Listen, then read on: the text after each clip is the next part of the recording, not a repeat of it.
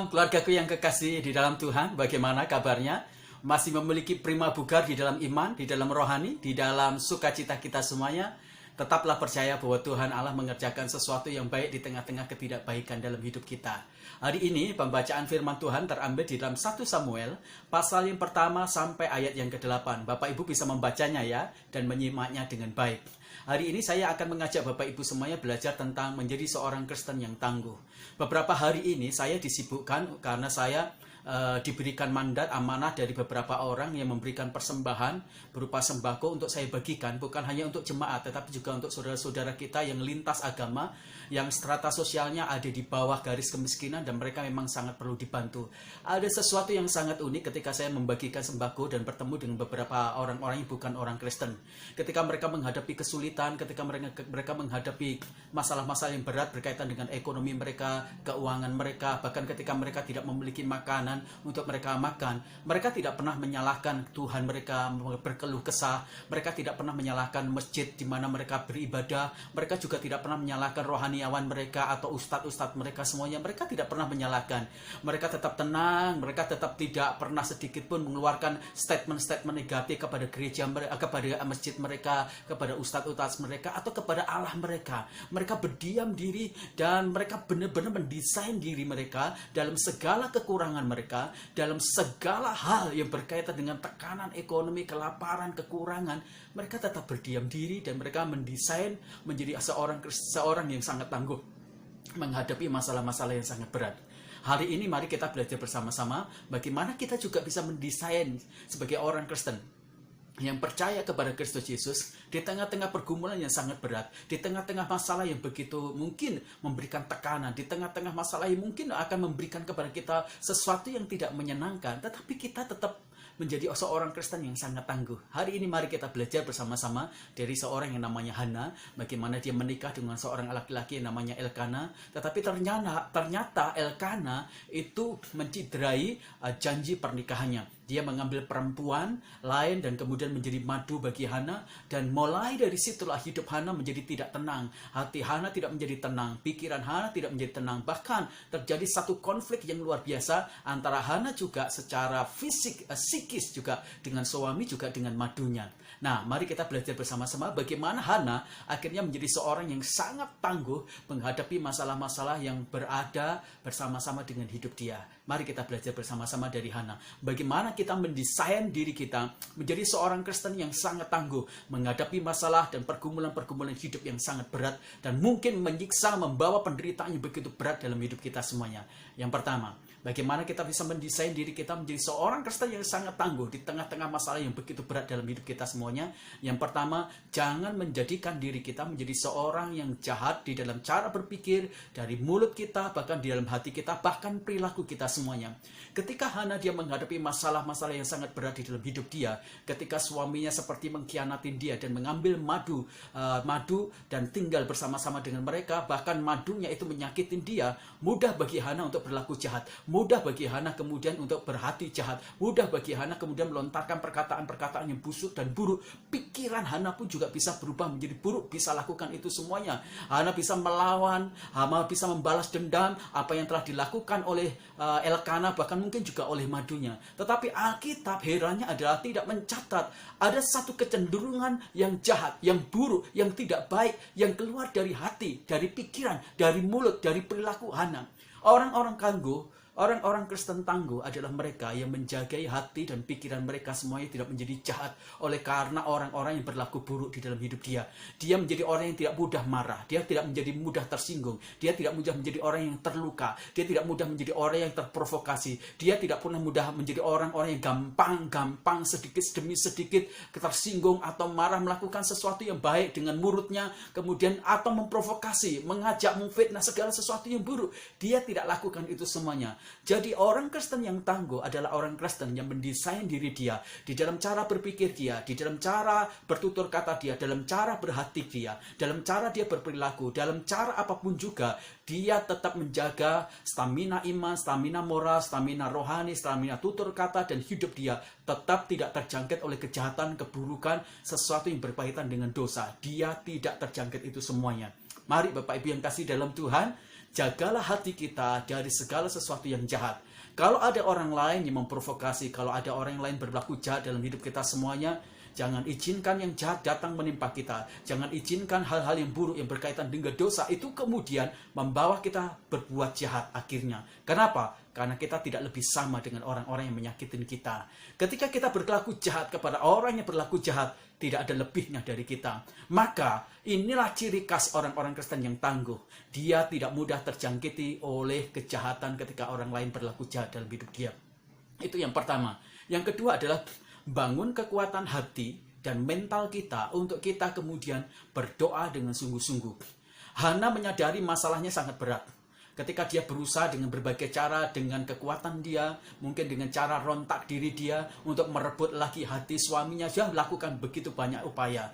Dia sudah mungkin merias diri dia, mempercantik diri dia, mungkin juga sudah mendesain diri dia dari cara berpakaian dia, dari cara berperilaku dia, tetapi ternyata suaminya tidak berubah. Suaminya tetap bersikukuh mengambil madu itu. Dan itu ternyata tidak terus berlangsung dalam 1-2 hari, tapi itu berlangsung bertahun-tahun. Hana merasa bagaimana sakit hati itu dia. Dia sudah berupaya dengan kekuatan tenaga tapi tidak mengalami perubahan.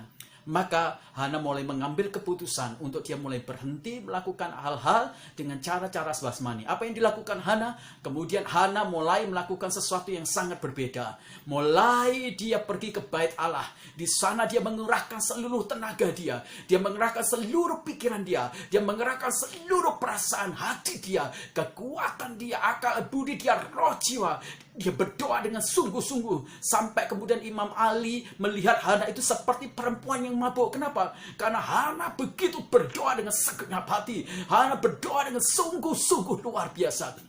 Apa masalahmu dalam hidupmu? Kalau kau ingin menjadi seorang Kristen yang tangguh, maka kau harus membangun kehidupan doamu dengan sungguh-sungguh. Siapa yang bisa berlutut, maka dia yang bisa berdiri di tengah-tengah masalah itu. Siapa yang bisa berlutut lebih lama lagi di dalam doa, maka dia sendiri yang akan menjadi pemenang atas setiap masalah itu. Dan Hana membuktikan ketika dia bersungguh-sungguh di dalam pikiran, hati, roh dia berdoa dengan sungguh-sungguh, dia memenangkan dirinya lebih dulu. Dia memenangkan hatinya lebih dulu. Dia memenangkan rohnya sampai akhirnya ada satu inner beauty ilahi yang mengalir dalam diri dia. Ada iman, ada roh yang begitu kuat luar biasa di dalam diri dia. Dan akhirnya Hana menjadi orang yang sangat kuat luar biasa, tangguh luar biasa. Akhirnya ketika dia membangun doanya dengan sungguh-sungguh, masalah menjadi tidak punya efek dalam hati dia. Masalah menjadi tidak punya efek dalam hidup dia. Masalah tidak punya efek untuk tidak membuat dia tidak damai. Itu luar biasa. Maka jadilah orang Kristen yang tangguh dengan cara kita berdoa dengan sungguh-sungguh, dengan segenap hati kita. Siapa yang bersungguh-sungguh, siapa yang melakukan dengan segenap hati, maka mereka akan mendapatkan sesuatu yang utuh. Tetapi siapa yang tidak sungguh-sungguh, dia tidak akan mendapatkan apapun juga. Setengah pun mungkin juga tidak. Maka jadilah orang Kristen ketika kita menghadapi masalah yang sangat berat, kita berdoa dengan segenap hati dan sungguh-sungguh luar biasa. Yang ketiga, bagaimana caranya kita menjadi orang Kristen yang tangguh menghadapi masalah yang begitu berat dalam hidup kita semuanya? Yang ketiga, marilah kita menjadi orang Kristen yang God-oriented dan people-oriented dalam hidup kita semuanya. Ketika Hana, waktu awal-awalnya dia menghadapi masalah, dia sangat self-oriented. Dia menangisi dirinya sendiri. Dia berpikir tentang dirinya sendiri. Dia merasa dunianya sudah kiamat. Dia terus-menerus mengasihi dirinya. Orang yang mengasihi dirinya terlalu begitu besar, orang itu pada dasarnya adalah egois. Orang itu pada dasarnya kehilangan kepercayaannya kepada Tuhan. Orang itu dikuasai oleh rasa panik yang luar biasa. Dan ketika kita kehilangan kepercayaan, ketergantungan untuk kita bisa berfokus kepada Tuhan, maka itu adalah satu bahaya yang sangat besar. Kita kehilangan kepercayaan kita kepada Tuhan. Dan Hana, dia mulai menghentikan langkah untuk dia berpikir, berorientasi pada dirinya sendiri. Hana mulai God-oriented. Apa yang dilakukan? Hana mulai mencari Allah. Hana mulai berfokus kepada Allah. Hana mulai berorientasi kepada Allah. Dia mulai mengambil waktu-waktu terus-menerus untuk bersekutu dengan Tuhan. Dia pergi ke bait Allah. Sekalipun jarak yang harus ditempuh itu begitu panjang, begitu jauh. Dan itu mungkin juga menyita tenaga dan pikiran dia. Tapi Hana melakukan itu semuanya. Dia mencari Allah. Dia memburu Allah. Dia memberikan skala prioritas prioritas dalam waktu dia, dalam pikiran dia, dalam hati dia untuk mencari Tuhan. Hana berubah dari self oriented menjadi God oriented. Dan bukan hanya itu, Hana mulai berpikir bukan tentang dirinya, tapi dia juga berpikir tentang people oriented. Bagaimana Hana bisa people oriented? Dia berkata kepada Tuhan, Tuhan, kalau kau memberikan aku anak, maka anakku aku persembahkan kepada engkau untuk melayani. Dipersembahkan untuk melayani, berarti itu dipersembahkan untuk melayani bukan hanya untuk Tuhan, tetapi juga melayani umat, melayani orang lain. Ketika kita menjadi orang Kristen yang tangguh, maka kita tidak akan menjadi orang yang gampang lebay, mengasihi diri kita, selalu berorientasi pada diri kita, hanya minta diperhatikan, hanya minta ingin diketahui, hanya minta ingin dimaklumi. Sementara begitu banyak orang di bawah kita, mereka yang mengalami penderitaan, bahkan mungkin lebih sulit, tapi mereka bisa melepaskan diri untuk mereka tidak terlalu mengasihi diri mereka. Berhenti untuk terlalu mengasihi diri kita, berhenti untuk selalu minta diperhatikan, berhenti untuk selalu minta diperdulikan. Kalau kita ingin menjadi orang Kristen yang tangguh, ketika kita menghadapi masalah, keluar dari kungkungan self-oriented. Mari cari Tuhan, bunuh Tuhan, dan pikirkan orang lain, bantu orang lain. Mari pikirkan bagaimana engkau bisa bermanfaat bagi orang lain, bagi Tuhan. Maka engkau akan lihat, tiba-tiba masalahmu menjadi lebih ringan. Tiba-tiba masalahmu bisa menjadi selesai. Kenapa? Sebab orang yang berpikir untuk mencari Tuhan, memburu Tuhan, di sana ada pertolongan Tuhan, di sana ada penyertaan Tuhan, di sana ada tangan Tuhan yang turun atas hidup dia. Ketika orang kemudian memikirkan orang lain ketika dia salah, maka Tuhan mengirimkan banyak orang untuk memantau hidup dia, memikirkan hidup dia, dan menjadi penolong atas hidup dia. Jadilah orang Kristen yang tangguh. Jangan menjadi orang Kristen yang lebay. Jangan menjadi orang Kristen yang bisa hanya mengasihi diri kita. Keluar dari itu semuanya. Saya berdoa kita semuanya menjadi orang Kristen yang tangguh. Bukan menjadi orang Kristen yang lebay, letoy. Menjadi orang Kristen yang kemudian tidak memiliki dinamika semangat. Kita percaya bahwa Tuhan Allah kita perkasa, hebat. Ya, tapi kalau kita jadi orang Kristen yang gampang marah, yang gampang tersinggung, yang gampang terluka, yang gampang menyerah, yang gampang minta belas kasih dari orang lain, yang gampang ngemis pinjaman dan utang kepada orang lain, engkau tidak percaya kepada Tuhan Allahmu. Maka jadilah orang Kristen yang tangguh. Engkau tidak mengemis pertolongan dari orang lain. Engkau tidak meminta-minta kepada orang lain. Tapi engkau berdoa dengan sungguh-sungguh. Engkau berjuang memburu Tuhan. Mulai memikirkan tentang Tuhan. Dan engkau membangun hidup iman dan rohanimu di atas dasar yang penuh kesalahan dan kekudusan kebenaran. Tuhan memberkati kita. Mari kita berdoa. Tuhan, terima kasih.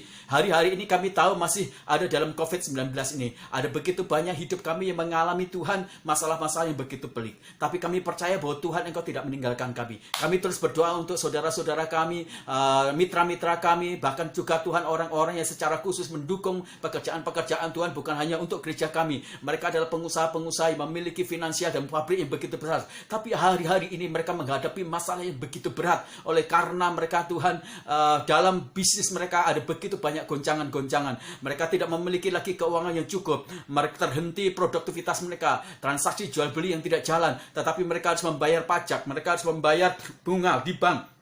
Mereka juga harus memikirkan pembayaran untuk gaji karyawan mereka. Bahkan untuk olah produksi saja mungkin mereka tidak bisa. Kami berdoa buat mereka, para pengusaha-pengusaha ini, berkati dengan hikmat, marifat, ketabahan, kesabaran, pengucapan syukur, supaya mereka kuat dan mereka tidak menjadi jatuh atau menjadi depresi, stres menghadapi masalah ini. Tapi mereka tetap kuat, mereka tetap bersuka cita di dalam Tuhan. Berkati dengan hikmat-Mu supaya mereka semuanya keluar dari masalah-masalah ini dan mereka menjadi orang yang menerobos, menemukan ide-ide yang baru. Kami berdoa untuk saudara-saudara kami yang ter-PHK dan mereka tidak memiliki pekerjaan yang tetap. Tuhan, atas mereka juga Engkau memberi pertolongan, Engkau memberikan jalan keluar untuk mereka semuanya bisa mengatasi masalah-masalah itu dan mereka benar-benar bisa membangun kehidupan mereka dengan cara pertolongan Tuhan. Engkau sanggup untuk menggerakkan orang-orang dan memberi pekerjaan atau pekerjaan, memulai pekerjaan supaya mereka semuanya bisa Tuhan membangun sektor ekonomi dan kehidupan mereka. Berdoa untuk para dokter, berdoa untuk suster supaya mereka semuanya Tuhan terhindar dari COVID-19. Saudara-saudara kami yang kena COVID-19, Tuhan berikan hati yang tenang, sukacita dan berikan pertolongan untuk mereka menjadi sembuh. Berkati untuk para pakar-pakar virus supaya mereka semuanya menemukan antivirus untuk melawan COVID corona ini. ini. Berkati presiden kami dan jajaran kementerian untuk mengelola seluruh keberadaan Indonesia di tengah-tengah masa krisis ini, baik itu krisis ekonomi, krisis kesehatan. Berkati presiden kami Jokowi, jajaran kementerian, seluruh aparatur negara yang terlibat di sana, supaya mereka semuanya bisa bergotong royong, bermitra, bergandeng tangan bersama-sama untuk mengurai COVID-19 ini sehingga terurai dan bangsa kami boleh bangkit. Berkati supaya Indonesia kami bangkit secara ekonomi dan kuat lagi secara ekonomi, dan berkati juga kekuatan kesehatan bangsa negara kami. Tingkat kesehatan, pelayanan kesehatan makin hari makin meningkat dan makin bermutu luar biasa. Berkati para dokter yang berjerih lelah, Tuhan berkati secara ajaib luar biasa mereka semuanya. Berkati pemerintahan kami di wilayah Cipanas, Bupati, Engkau berkati, camat, kepala desa, lurah, RW, RT, Tuhan Engkau memberkati. Baik Tuhan, usaha-usaha di Cipanas Engkau juga berkati. Baik itu perikanan, baik itu peternakan, baik itu pertanian, baik itu perkebunan, agrowisata, baik itu perhotelan, Tuhan Engkau campur tangan, Engkau memberkati. Kami terus juga berdoa untuk gereja kami, Tuhan. Kami berdoa untuk pergumulan untuk gereja kami. Kami rindu dapat memiliki sebuah gedung dan tanah sehingga kami bisa beribadah dan mengelola Tuhan gereja kami kemudian menjadi lebih bagus lagi dan lebih teratur lagi, Tuhan. Kami percaya Engkau adalah supplier bagi gereja kami. Kami percaya Tuhan Engkau akan memberikan kepada kami Tuhan keuangan yang bisa membeli sebuah tanah dan kemudian gedung. Kami percaya itu semuanya. Akhirnya kiranya berkat rohani, berkat jasmani menyertai kami semuanya. Dalam nama Tuhan Yesus Kristus kami berdoa. Haleluya. Amin. Tuhan memberkati kita semuanya. Haleluya.